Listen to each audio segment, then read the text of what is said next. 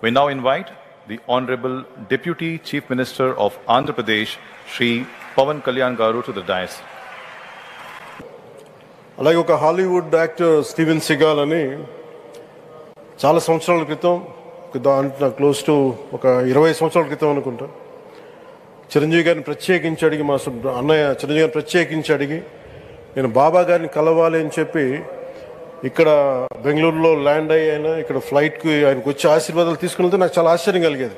ఒకరి గొప్పతనం ఒకరి తేజస్సు ఎలా తెలుస్తుందంటే ఎలా వెళ్ళి దీని గురించి నేను అనుకుంటా ఉండేవాడిని. బాబా గారిది వెలిసింది భారతదేశంలో అత్యంత వెనుకబడ్డ జిల్లా అనంతపురం, రాయలసీమలోని అనంతపురం జిల్లా.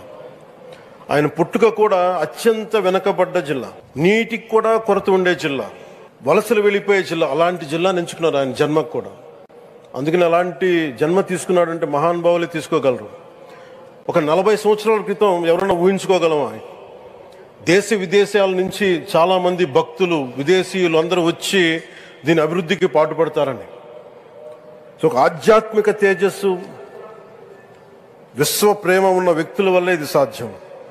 అలాంటి వ్యక్తుల కోసం ప్రత్యేకించి గౌరవ ప్రధానమంత్రి నరేంద్ర మోదీ గారికి ఇష్టమైనది ప్రజలందరికీ కనీసం ఒక 50 లీటర్ల నీళ్లు ఇవ్వాలి, అది రక్షిత మంచినీరు ఇవ్వాలి. అలాంటి పథకం, ఒక 50 లీటర్ల నీళ్లు కనీసం ఇవ్వాలి అనేది ఒక వ్యక్తికి ఆ సంకల్పం నరేంద్ర మోదీ గారు దీన్ని ముందుకు తీసుకొచ్చారు.